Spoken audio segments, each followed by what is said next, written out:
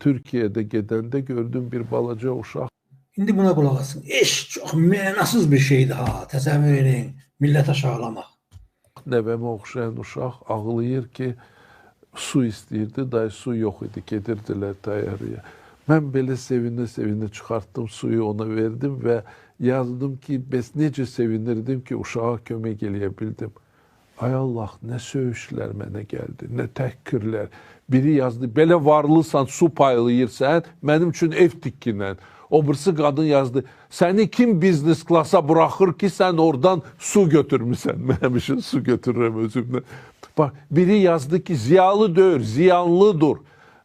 O birisi dostu ona yazdı. Üzünə deyərsən, qoy oxusun. Həmin bu adam sonra gəldi mənim yanıma, şəkil çəkdirməyə, öz uşaqları üçün. Anar mənə dedi, nə üçün çəkirsən? Dedim, yaxşı da gəlib şəkil çək. İndiyəcən başa düşməyəm, mən nə pis iş elədim ki, uşağa su verdim. Niyə görə? Küçədə məni insanlar, yüzlərlə insanlar mənə deyirdi ki, Çingiz mən bağışlayız bu Azərbaycanlıları. Başa düşmürlər, nə eləyirlər. İşte, deməli, dostlar, məsələ burasındadır ki, bu deyir Türkiyədə su verdim, sonra deyir bu Azərbaycanlılar heç dəxil olmayan. Deməli, əgər bu Azərbaycanın hansısa qadın sana belə bir söz, sən uşağa yaxşılıq edək, su verəndən sonra deməli, bunun başı çatmır dəlidir.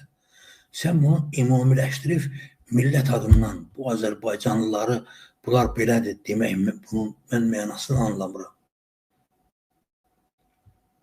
Yəni bununla Çingiz Abdullayev nə demək istəyir, onu mən anlamıram. Əgər siz anlayırsınızsa, bax gedin işte ki, qaranlıqda həqiqət verir. Gedin qulaq asın görün, bu xalq şairinin deyəcəyi sözdür.